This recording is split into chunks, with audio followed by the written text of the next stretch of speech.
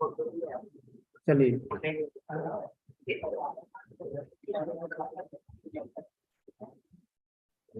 क्या कहते हैं, एक इंद्रिय जीव तो सारे लोक में भरे हुए हैं, और सभी विकलत्र, सभी देव, मनुष्य, त्रयंच, नारकी, इन सबको एकत्र करके गिनो तो समस्त असंख्यात ही होते हैं। समझ में आया नहीं आया? एक इंद्रिय जीव भी पूरे लोक में भरे हुए हैं, और त्रस कायिक जीव दो इंद्रिय से लेकर के सैनी पंचेंद्रिय तक की भी अपन गिनती करें तो सारे जीव असंख्यात ही होते हैं। इन सबसे अनंत गुणे जीव भगवान सर्वज्ञ देव ने मनुष्य व त्रयंच के मास की एक कणी में बादर निगूदिया जीव देखे हैं और परमागम में कहे हैं। क्या समझ में आया? दो एक इंद्रिय जीव और दो इंद्रिय से लेकर के सैनी पंचेंद्रिय तक के जीव, ये सारे कितने हैं? असंख्यात, है ना। और यहाँ ये कह रहे हैं कि इन सबसे अनंत गुणे जीव भगवान सर्वज्ञ देव ने मनुष्य व त्रयंच के मास की एक कणी में देखे हैं। नहीं आई बात समझ में? प्लीज, क्या कहा मैंने?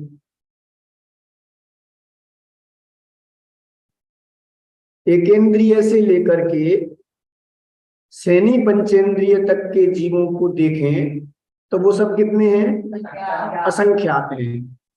और मनुष्य त्रयंच आदि की मास की एक कणी में जीव अनंत पाए जाते हैं। तो यानी पूरे जीवों को एक तरफ मिला लो आप, और उस मास की कणी में जो 10 कायिक जीवों की उत्पत्ति होती है उनको देखें अपन, तो वो उनसे अनंत गुने हैं सारे जीवों से।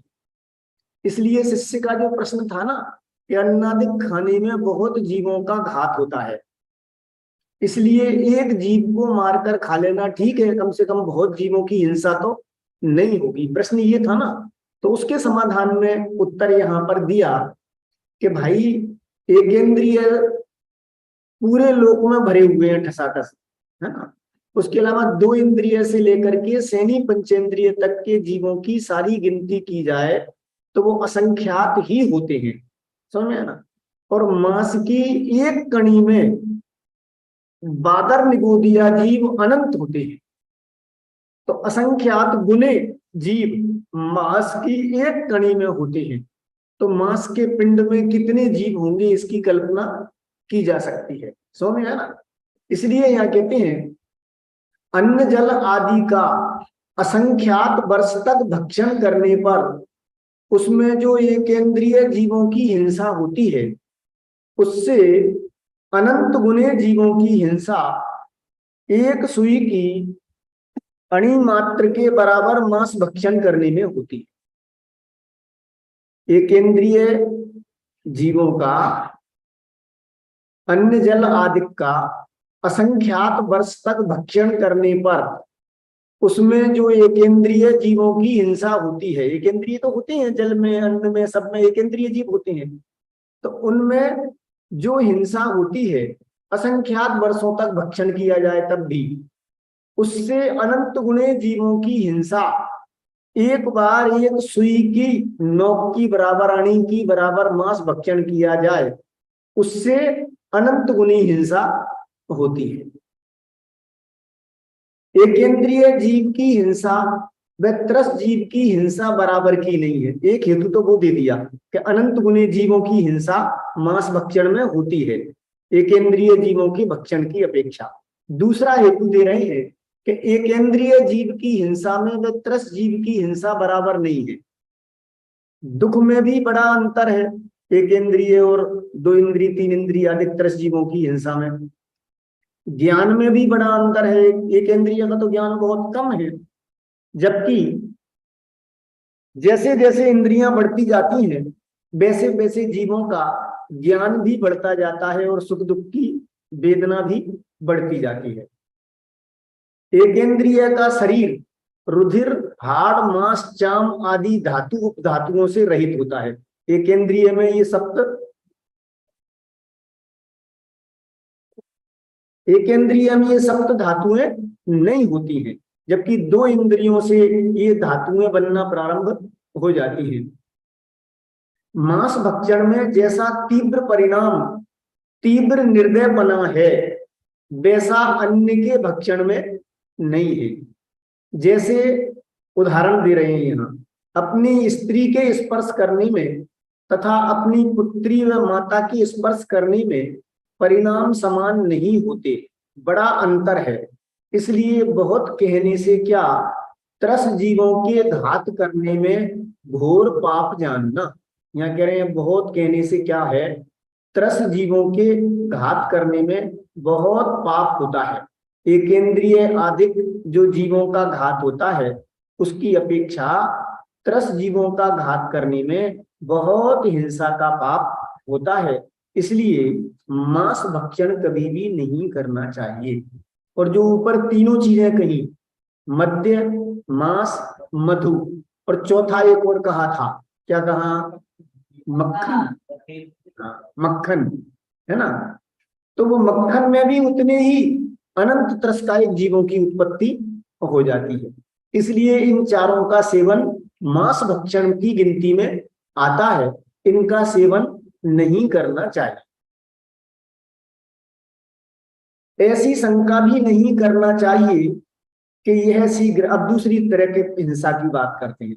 ये तो हो गई मांस भक्षण की बात। अब हम दूसरे जीवों को इसलिए मारें कि ये बहुत हिंसक है, तो बहुत जीवों को मारेगा इसलिए हम इसको मार डालते हैं, ऐसा सोच करके भी किसी जीव की हिंसा नहीं करनी चाहिए। उसका हेतु देते हैं, देखो कि यह सिंह, व्याघ्र, सर्प आदि बहुत प्राणियों का घातक है। ये सारे हिंसक जीव होते हैं ना, शेर है, व्याघ्र है, सर्प है, ये बहुत जीवों को मारते हैं, काट लेते हैं, खा लेते हैं। इनको मार डालने से बहुत जीवों की रक्षा हो जाएगी। ऐसा बहुत सारे तर्क देते हैं कि ये दुनिया भर के जीवों को खाता है, उससे इसको मार डालो तो अनेक जीवों की रक्षा हो जाएगी, ऐसा अनेक लोग तर्क देते हैं। उसके उत्तर में कह रहे हैं कि ऐसी मिथ्या बुद्धि से हिंसक जीवों को भी हिंसा नहीं करनी चाहिए। ऐसी मिथ्या बुद्धि से भले ही वो कितने हिंसक जीव हो, उसकी भी हिंसा नहीं करनी चाहिए। आप किस किस हिंसक को मारोगे, किस किस को मारने जाओगे, बहुत हिंसक जीव और पैदा हो जाएंगे, कहां कहां ढूंढ ढूंढ के मारोगे तुम। एक बार की सत्य घटना है। हमारा गांव था, कस्बा थाना, वहां एक 1-1.5 किलोमीटर बाहर गांव के एक झिरिया थी, जिसमें 2-3 कुहियां थी, मतलब, और उसमें अटूट पानी था, मतलब कभी भी पानी टूटता नहीं था, जरा जरा सा। अब तो सूख साख नहीं हो, लेकिन पहले तो बहुत बरसात होती थी ना, तो अटूट पानी रहता था। तो वहां पर गांव के लोग जाते रहते। तो एक व्यक्ति ने एक बिच्छू देख करके उसको मार डाला कि किसी को काट लेगा। तो वहां एक अघोरी बाबा रहता था, मतलब भस्म में लपेट के रहता था वहां पर। तो उसने कहा, भैया तूने बिच्छू को क्यों मारा? उन्होंने कहा, ये काट लेता अभी किसी को। तो बोले, भैया जबरदस्ती थोड़ी काटता है, उसको एक तरफ फेंक देता, मारा क्यों तूने? कि मैं तो ऐसे कोई बिच्छू मिलेगा, तो हिंसक जानवर मिलेगा तो मार दूं। तो पता नहीं है क्या उसके पास जादू था, कौन सा मंत्र था, कला थी, तो उसने फिर 2-4 बिच्छू और पैदा कर दिए। फिर उसने 1-2 को और मारने की कोशिश की, तो उसने 10-20 बिच्छू और वहां दिखाए।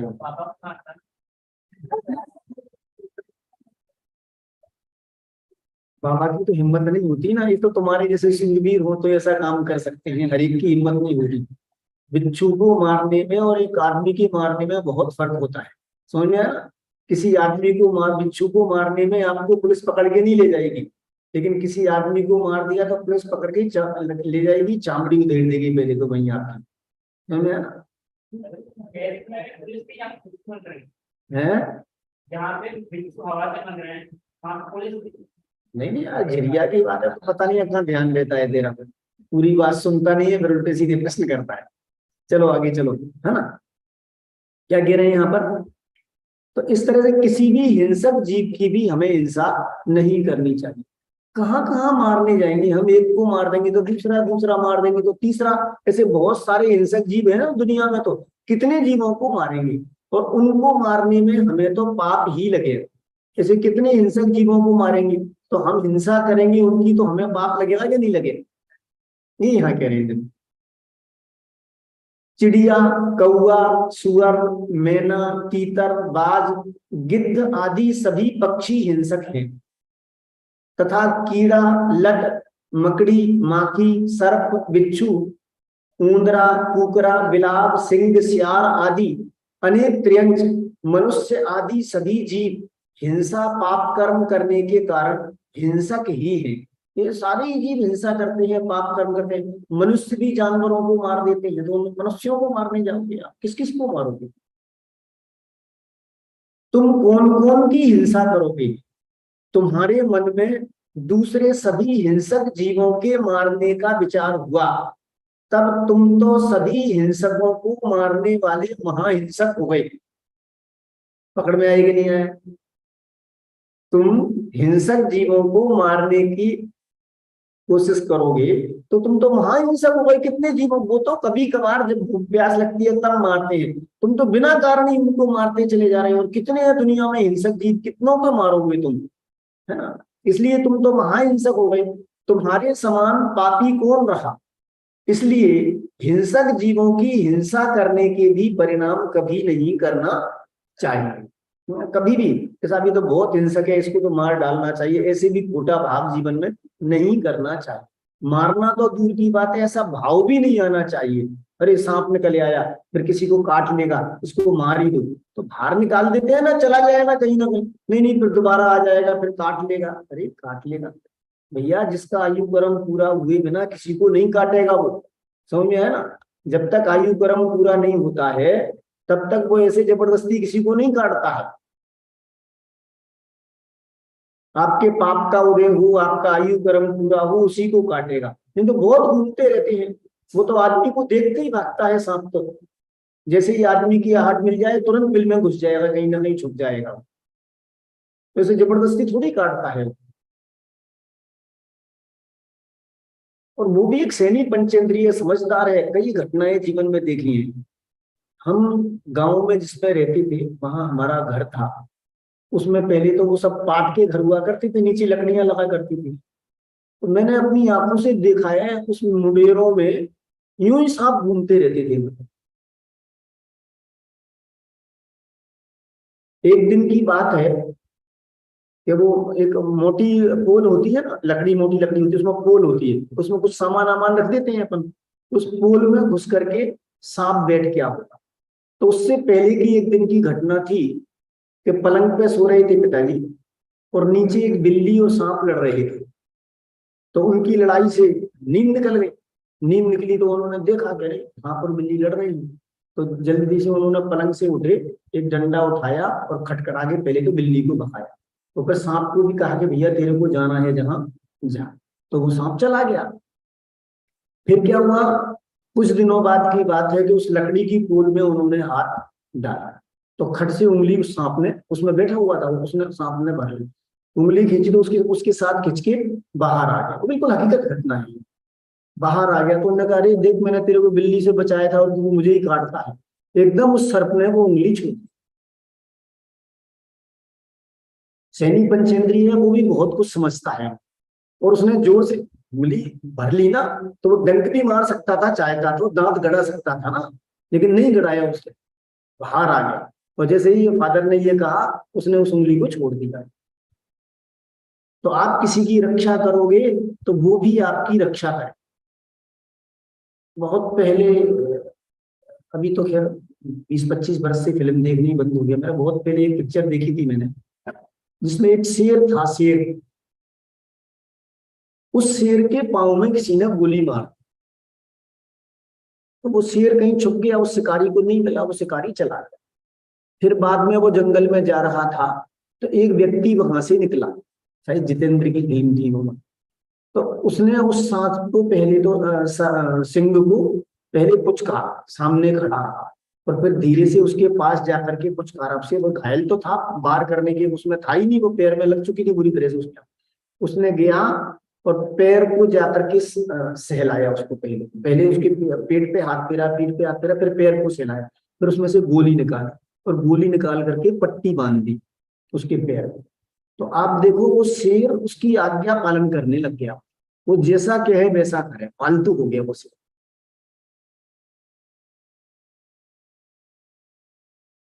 ऐसी बहुत सारी घटनाएं, आप किसी को रक्षा करोगे तो वो भी कभी ना कभी आपकी रक्षा में निमित्त बने। इसलिए हिंसक जीवों की भी हमें कभी भी घात नहीं करना चाहिए, उनकी भी हमेशा रक्षा करने का ही प्रयत्न करना चाहिए। ऐसा नहीं सोचना चाहिए कि ये बहुत जीवों को मारेगा, बहुत जीवों का बुरा करेगा। ऐसा कभी भी अपने मन में भाव ला करके हिंसा का पाप नहीं करना चाहिए, क्योंकि आप हिंसा का भाव करेंगे तो आपको उस हिंसा के पाप का फल तो लगेगा ही लगेगा। उसका जीना मरना तो उसके आयु कर्म के अधीन है। आप लाख मारने की कोशिश करो लेकिन वो इधर उधर घुसघुसा के बच जाएगा यदि उसका आयु कर्म पूरा नहीं हुआ। लेकिन आपने मारने के भाव में अवश्य पाप का बंध कर लिया। ऐसे ही किसी का बुरा करने के भाव में, देखो क्रोध दो तरह का होता है, मैं कई बार कह चुका ना, सब चारों कसाएं दो तरह की होती है। एक तो किसी का भला करने के लिए और एक किसी का बुरा करने के लिए कसाय। जैसे क्रोध की बात ले गए अपन, तो क्रोध आया काय के लिए, क्लास में नहीं आते हैं, धर्म की शिक्षा बिल्कुल नहीं लेना चाहते हैं, गलत रास्ते पर चलते हैं, कैसे मार्ग में लाए, डांटते हैं, डपटते हैं, दंड देते हैं, पेनल्टियां लगाते हैं, सब करते हैं जैसे मार, उसके लिए क्रोध आता है। तो ये क्रोध क्या है? ये क्रोध क्रोध को मारने वाला, ये जीवों का बुरा होने से बचाने वाला। समझ गए ना? काय के लिए आ रहा है यार, ये समझते नहीं है। ये उल्टा सीधा बाजार का खाते हैं, स्वास्थ्य भी खराब होगा, धर्म भी बिगड़ेगा। बाजार की जितनी चीजें आप गूगल पे सर्च करना, ये पिज्जा वगैरह मैंने अभी गूगल पे सर्च किया था, एक बाल बुद्ध की पुस्तक में पढ़ रहा था, उसमें लिखा था इसमें इतने इतने नंबर होते हैं, E631, E471, E400, वो सब नंबर होते हैं उसमें। उनको आप गूगल पे सर्च मारो तो उसमें कहते हैं कि उसमें मांस की एक परत होती है पिज्जा में, जितने भी पिज्जा बनाए उसके बिना वो बन ही नहीं सकता है। आप गूगल पर सर्च कर लेना 631 नंबर, E631, है ना? तो क्या हमारे घर पर शुद्ध खाने की चीजें नहीं है? क्या हमारा पेट शुद्ध चीजों के खाने से नहीं भर सकता है? हमें क्यों अभक्ष भक्षण करने की आवश्यकता पड़ती है? घर पे ही अच्छी से अच्छी चीज क्यों नहीं बनाते? चॉकलेट वगैरह ये सब जितनी भी आती है ना, कैडबरी और ये सब, इसमें देखना सब अंडे वगैरह की फुट रहती है, और हम बच्चों को उसी से ही समझते हैं कि सिर्फ पुष्ट होगा बच्चा।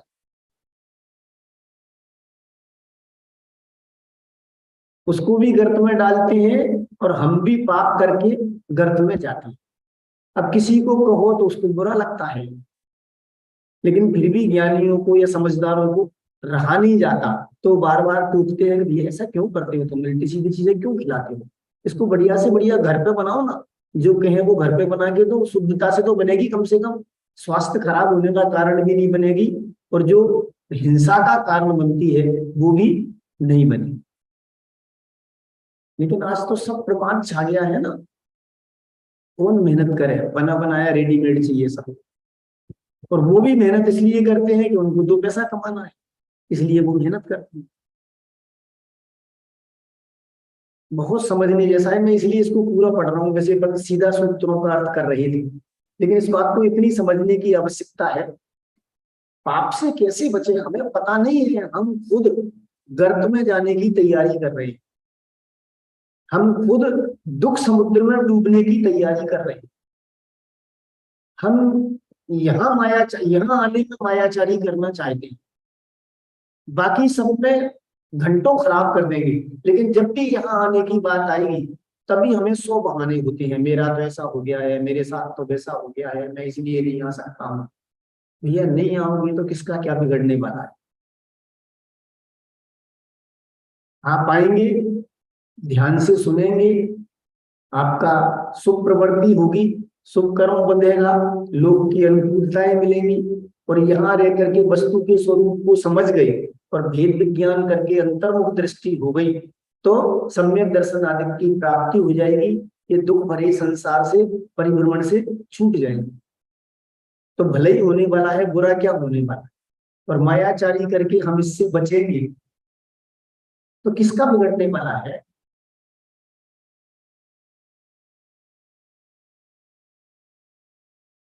आप यहाँ आएंगे तो जो भी शैलेंद्र भाई साहब पढ़ाना चाहते हैं आपको, या मैं पढ़ाना चाहता हूँ, तो हमारा कुछ बिगड़ जाएगा, नहीं आएंगे। हम तो अपनी स्वाध्याय करते ही हैं, यहाँ नहीं करते तो रूम में बैठे बैठे भी करते हैं। यहाँ जब मैं आता हूँ ना, ये पूरा विषय मेरा 2-3 बार का पढ़ा हुआ होता है। ऐसे ही नहीं बैठ जाता हूँ यहाँ के, इस विषय को पूरे को पढ़ता हूँ, उसके बाद में फिर यहाँ आके बैठता हूँ। क्योंकि कौन कब क्या कैसा प्रश्न करेगा, तो अपने ख्याल में आगे पीछे की पूरी बात होनी चाहिए ना। खुद के ही ख्याल में नहीं होगी तो दूसरों को क्या बताएंगे। तो कम से कम पहले 8 से 10 घंटे तक डेली स्टडी की है मैंने इन ग्रंथों की। ऐसे शुभ कार्यों में जो परिणति लगती है, उसका शुभ फल भी कहीं ना कहीं जरूर आता ही है भैया। मुझे एक अभी दिन में विचार आ रहा था कि जैसे हमें कोई मिनिस्टर बनाना चाहे, और हम कहेंगे भैया मिनिस्टर रिश्ता ठीक है, आप तो कलेक्टर बना दो, हमें जो भी बहुत है। कलेक्टर बड़ा है कि मिनिस्टर बड़ा है? एक मिनिस्टर के अंडर में कितने कलेक्टर होते हैं, और एक मिनिस्टर किसी भी कलेक्टर को ऐसे झाड़ देता है जैसे एक चपड़ासी को झाड़, भले ही वो मीठा टेप हो। हाँ, और ये बहुत पढ़ा लिखा है।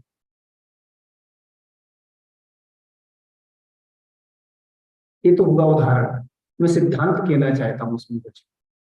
हम कलेक्टर और मिनिस्टर बनना चाहते हैं, लेकिन तीनों लोगों के कलेक्टर और मिनिस्टर जिन परमात्मा के सामने झुकते हैं, यहाँ हम परमात्मा बनाना चाहते हैं। आचार्य देव ये कहते हैं, समझ में आएगा क्या है?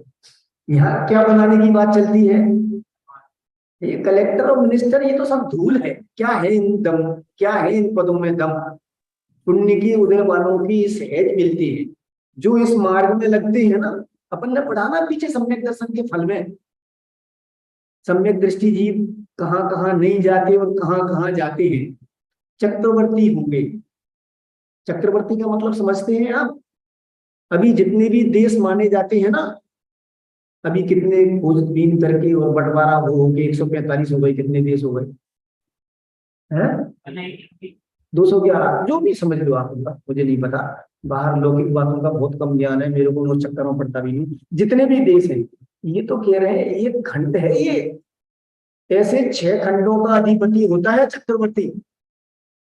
और ऐसे 6 खंडों के सारे जितने राजा है ना, अमेरिका का राष्ट्रपति और रूस का राष्ट्रपति और फलाने देश के, वो सब उसके चरणों में नतमस्तक होते हैं। तीर्थंकर बनते हैं जिनके चरणों में चक्रवर्ती और इंद्र आदि स्वर्ग के देव भी नतमस्तक होते हैं। कौन? इस मार्ग पर लगने में। तो हम यहाँ परमात्मा बनाना चाहते हैं, आचार्य देवी ये कहना चाहते हैं। और तुम अभी कलेक्टर और मिनिस्टर के चक्कर नहीं पड़े हुए हो। इस मार्ग पर लगते हैं, उनके लिए कलेक्टरी और मिनिस्ट्री तो बहुत सहज होती है। और आप कहोगे ठीक है हमने सुन लिया, हम कलेक्टर बनेंगे कि नहीं बनेंगे? कि भैया ये पूर्व कर्म की कर्मोदय कृत स्थितियां हैं ये बाहर की। क्योंकि एक समय के बांधे हुए कर्म पता नहीं है कितने कितने समय बाद उदय में आती है, एक साथ थोड़ी आ जाते हैं। कितनी कितनी लंबे कर्म की स्थिति बनती है। 70 कोड़ा कोड़ी सागर की दर्शन मोहिनी है की, चारित्र मोहिनी है की 40 कोड़ा कोड़ी सागर की, वेदनीय वेदनीय अंतराय और ज्ञानावर्णी दर्शनावर्णी आदि इनकी 30 कोड़ा कोड़ी सागर की। इतनी लंबी लंबी तो स्थितियां बनती है। और एक कोड़ा कोड़ी सागर में अनंत काल होता है। कब कब कर्म बांधे हैं, उनका कब कब उदय आ रहा है वो नहीं पता ना। अभी तो हमने जो पूर्व के कर्म बांधे हैं उनका फल चल रहा है। लेकिन यहाँ यदि हमने परिणामों को सुधारने का प्रयास किया, अच्छे कर्म में और वेद विज्ञान में स्वाध्याय में यदि हमने परिणाम को लगाया, तो क्या होगा कि पूर्व का कदाचित पाप का उदय भी होगा ना, तो वो अपकर्षित हो जाएगा, घटके उदय में आएगा। अथवा तो पाप पुण्य में संक्रमित हो जाएगा, और पुण्य में संकृत होकर के वो पुण्य रूप फल देगा। तो यहाँ भी जो आपकी बहुत सारी प्रतिकूलताएं मिलने वाली थी वो सहज ही अनुकूलताओं में बदल जाए। मैंने तो देखा है जीवन में भाई इस जिनवाणी का फल, बहुत सारे उतार चढ़ाव जीवन में आए हैं, बहुत सारे प्रसंग आए हैं। हमारी तो जॉब भी इस तरह की थी जहाँ करोड़पति और अरबपति और एक से एक गुंडे और बदमाश और सब मिनिस्टर के आदमी और कलेक्टर के आदमी सब वहां ठेकेदारियां करते थे मतलब। और एक से एक आता था, कोई कहता था गोली से उड़ा दूंगा, कोई कहता चौराहे पे तेरे को मार डालूंगा, कोई कहता कुछ कहता। भैया तेरे को जो करना हो सो कर ले। क्यों क्यों? मुझे तो ये भरोसा हो गया है कि पुण्य पाप फल देने वाला है, दूसरा कोई कुछ कर सकता नहीं। पर वही लोग जो गर्म होके जाते थे दूसरे दिन ही आकर के माफी मांगा करते थे। वस्तु स्वरूप को समझने से जो दृढ़ता आई उसका फल ये हुआ कि पूरे जीवन में कभी किसी के सामने झुकने की आवश्यकता नहीं है, चाहे हमारे बड़े अधिकारी हों और चाहे बड़े ठेकेदार। यहां तक कि सीधा एक मिनिस्टर की फैक्ट्री है, एमपी की फैक्ट्री थी, काई की? लोहे के पाइप बनाने की। समझे ना? क्या नाम था उसका? नाम हम भूल गया, बहुत पुरानी बात है। उसका आदमी आया, तुमको पता है ये किसकी पाइप है? ये मिनिस्टर की फैक्ट्री है, एमपी की फैक्ट्री है, ये मेंबर ऑफ पार्लियामेंट की, उसकी फैक्ट्री से आई है। मैंने कहा भैया वो प्रधानमंत्री की भी क्यों नहीं वो फैक्ट्री? जो पाइप टूट गए हैं वो यहाँ खराब हो चुके हैं, वो आपको बदलने ही पड़ेंगे, नहीं तो कह दो तुम्हारे एमपी से मेरा यहाँ से ट्रांसफर करवा। और आखिर में 5 गाड़ियां भर के वो वापस ले गया पाइप, और उसने बदली। और मैं जहां था वहीं की वहीं रहा। ये तो सब कर्म के उदय के फल हुआ करते हैं भाई साहब, कोई कुछ अच्छा और बुरा करने वाला। मैं कोई इसलिए नहीं सुना रहा हूँ कि मेरी प्रशंसा कर रहा हूँ, मैं इसलिए सुना रहा हूँ कि जो इस मार्ग पे लगता है ना, मुझे अपना उदाहरण है, और भी बहुत सारे उदाहरण हो सकते हैं, लेकिन दुनियादारी में रुचि मेरी शुरू से कम रही है। आपने देखा होगा मेरे कोई दोस्त भी नहीं है यहाँ, कोई नहीं आता है मेरे से मिलने के लिए, चाहे भले ही कुछ भी हो। मैं अपनी हाल ख्याल में मस्त रहा हूँ, और मेरे को ये स्वाध्याय वगैरह करने की रुचि शुरू से ही पढ़ने की बहुत रही है। जब इधर की रुचि नहीं थी तब मैं उपन्यास पढ़ा करता था, लेकिन पढ़ने की रुचि मेरी शुरू से रही मतलब। और फिर जैसे ही इधर रुचि लगी तो प्रथमान योग बहुत पढ़े, फिर कोटा में आने के बाद स्वाध्याय का समागम मिला तो द्रव्यान योग पढ़ा, चरणान योग पढ़ा, थोड़ा बहुत करणान योग का भी अभ्यास किया, ये सब अभ्यास किए। तो उससे जो एक अंदर में दृढ़ता आई, उससे कभी किसी के सामने झुकने की आवश्यकता नहीं पड़ी। तो एक बहुत बड़ी बात हो गई ना, कौन सा मिनिस्टर और कौन सा कलेक्टर, मिनिस्टर को भी सो जगह आशा तृष्णा के चक्कर में चाय ढोक देना पड़ता है। हमने आज तक कभी जिनेंद्र परमात्मा के अलावा कभी किसी के सामने मस्तक नहीं झुकाया, चाहे कैसी ही परिस्थिति बन जाए। वो इसका फल है भाई साहब। अपने भावों की विशुद्धि बढ़ाएं हम। विशुद्धि के फल में पूर्व पाप भी संक्रमित हो जाता है, समझ है ना?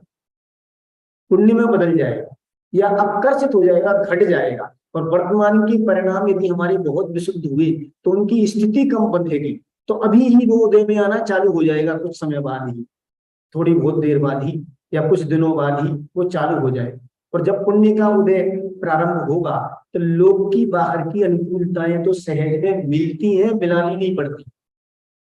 ये जो जितने भी लोग के कार्य होते हैं ना, हमारे करने के विचारों के अनुसार नहीं होते हैं, ये उदयाधीन है सारी की सारी बात। दिव्य समझ में आ रही है ना बात? वेदांत पढ़े होंगे ना, 3 साल पढ़ के आए तुम तो यार। क्या सिद्धांत? तो इसमें हमारी नहीं चलती है। हाँ, हम यदि अच्छे कार्य करते हैं तो उससे वो कर्म की प्रकृतियां भी बदल जाती हैं। होगा तो हमारे करने से, कोई दूसरा तो कर नहीं सकता।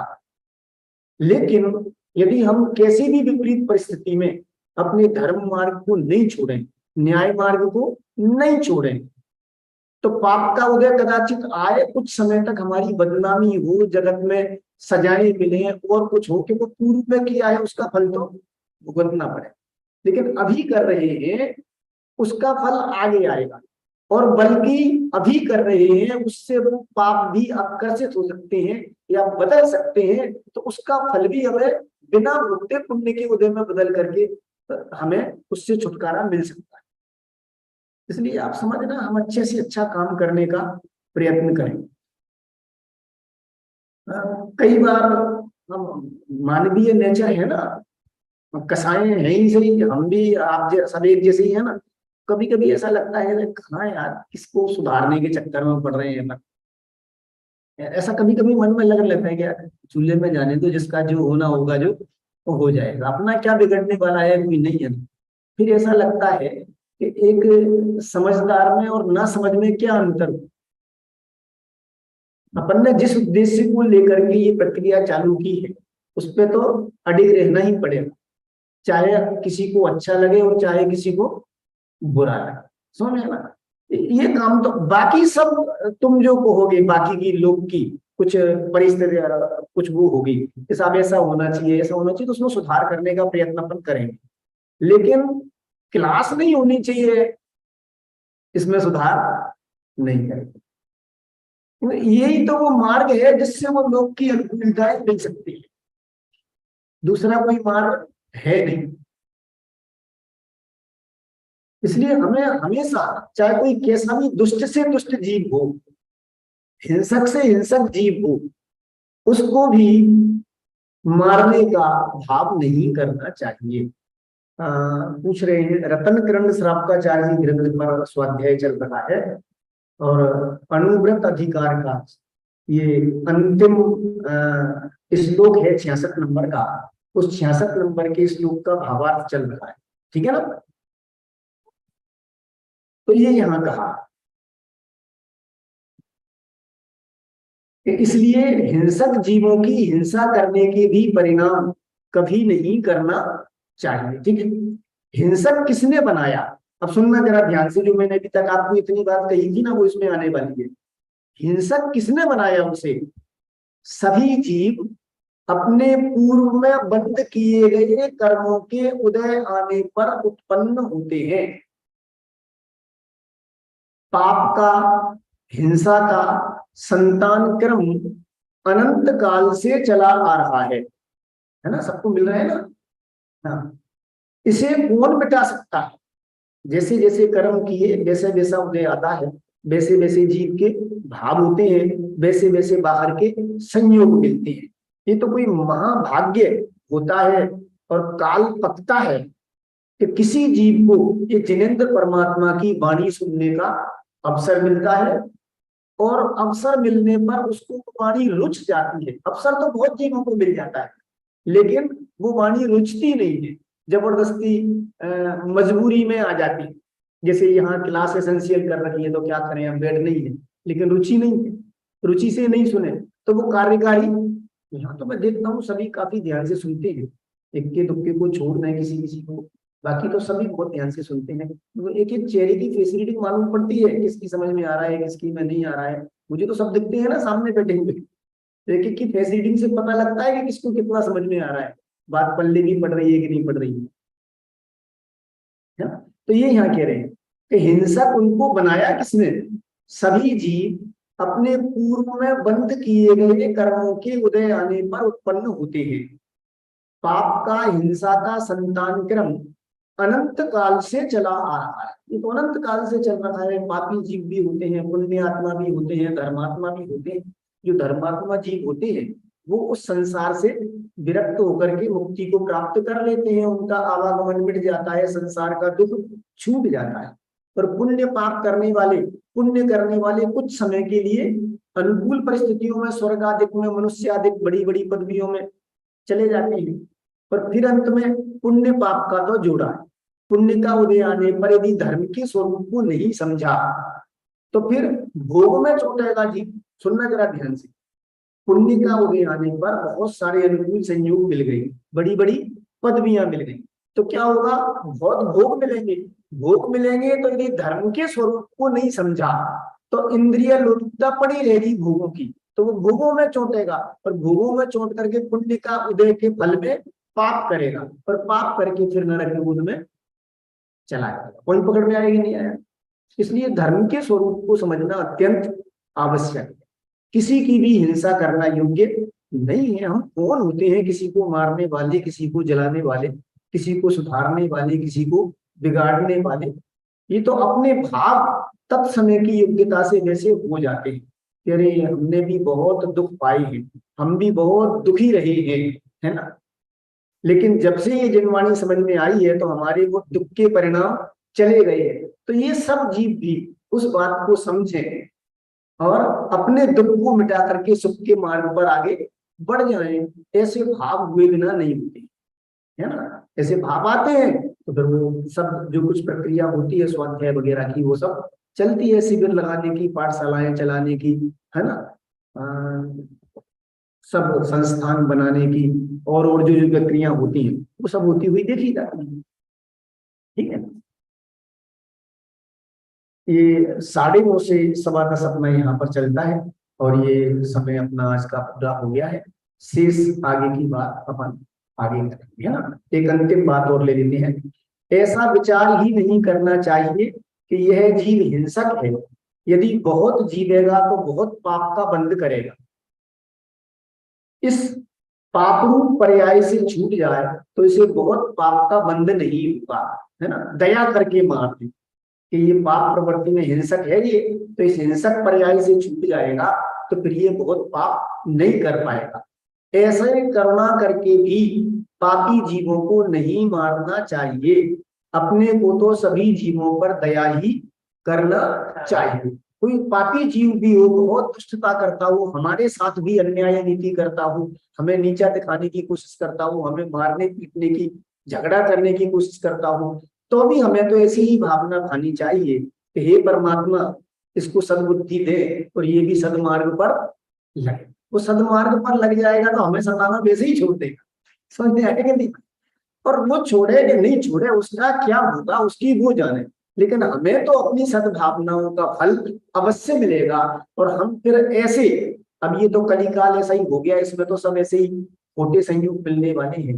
लेकिन ये तो कितना सा जीवन है, 150 साल का।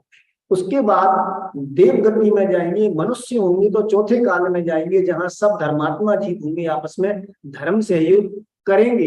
ऐसे वातावरण में हम जाएंगे और ऐसे वातावरण में रहते हुए धर्म आराधना करके परमात्मा पने को प्राप्त कर, समझ आया। इसलिए भाई जितना बन सके लौकिक आजीविका के लिए भी हमें कुछ आवश्यक कार्य होती है, लेकिन उसमें से भी समय निकाल करके अपने लिए जरूर कुछ करना चाहिए। ये अपनी बहुत बड़ी जिम्मेदारी है। ये दुनिया की सब चलते रहेंगे और कभी कभी मेरा दिल भी बहुत कचोटता है, समझ है ना। मतलब हम आजीविका के लिए धर्माचरण के विरुद्ध कार्य करना प्रारंभ कर देते हैं। पढ़ने वाले सरकारी स्कूल से पढ़ करके भी कलेक्टर, एसपी, डीवाईएसपी और बड़ी बड़ी पोस्टों पर पहुंच जाते हैं। और यहाँ आईआईटी की और उसकी तैयारी करने वाले सब, है ना, वो हो सकता है 10, 20, 25, 50 हजार की नौकरी पर ही लग करके रह जाए। ये सब तो हमारे कम से कम पापाचरण की प्रवृत्ति तो दूर ही होना चाहिए। जहां तक बन सके वहां तक हमें, मान ली मजबूरी है तो आपको 10 बजे तक का नियम दिलाया, लेकिन हम तो ये कहते हैं कि यदि मजबूरी नहीं है, आपका संडे है, नहीं जा रहे हैं, तो आप दिन में ही, फिर वो 10 बजे वाला नियम याद नहीं रखे, समझ गए ना। फिर तो दिन में ही चलेगा, रात्रि में नहीं चलेगा। ऐसे हमें कुछ नियम छोटे छोटे अवश्य लेने चाहिए। इन छोटे छोटे नियमों का भी कितना कितना बड़ा फल आता है, आप कल्पना नहीं कर सकते। जब भी समय मिले, जैसे भी मिले, ये खाड़ा ही तो करना है ना।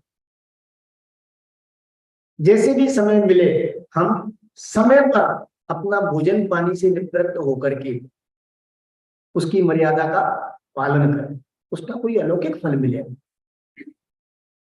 समझना। शेष चर्चा आगे करेंगे। जिनवाणी स्तुति। हे जिनवाणी भारती तुझे जपो दिन रे जो तेरी सरना कहे, सो पावे सुख चैन जावानी के ज्ञान के, सूझे रो आलो सो नामी सके सदा देते हूँ।